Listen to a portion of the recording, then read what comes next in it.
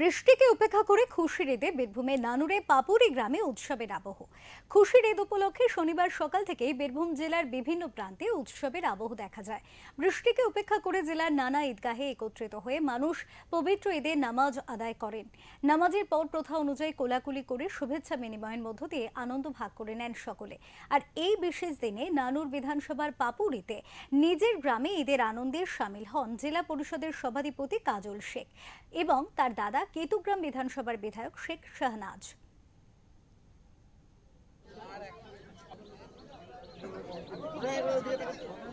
মাঝের পায়ের পাতা ভাগ রাখবেন না, একটা কাতারে পাঁচটা।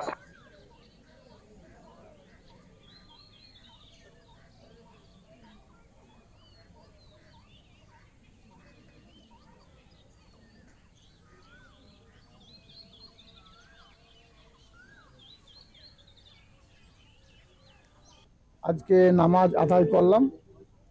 আজকের দিনে সারা ভারতবর্ষ তথা সারা বাংলা তথা সারা বীরভূম জেলার মানুষকে এটাই বলবো যে যারা ইসলাম ধর্মে বিশ্বাসী মানুষ তাদের জন্য আজকে খুশির দিন।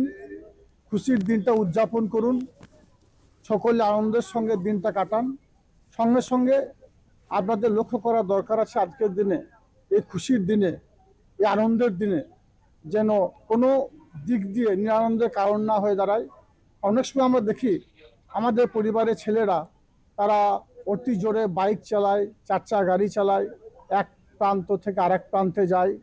তাদেরকে আমাদের পরিবারের পক্ষ থেকে সতর্কবার্তা দেওয়া দরকার আছে যে সাবধানে যেন মোটরসাইকেল বা দু চাকা বা চার চাকা গাড়ি যেন চালায়। কারণ আজকে আমাদের খুশির দিন, আনন্দের দিন, এই আনন্দের দিনটা নিরানন্দের কারণ না হয়ে দাঁড়ায়। আজকের দিনে সকলকে, সকল ইসলাম ধর্মে বিশ্বাসী মানুষদেরকে প্রীতি, শুভেচ্ছা, ভালোবাসা এবং অভিনন্দন জানাচ্ছি। সকলে ভালো থাকুন, সুস্থ থাকুন,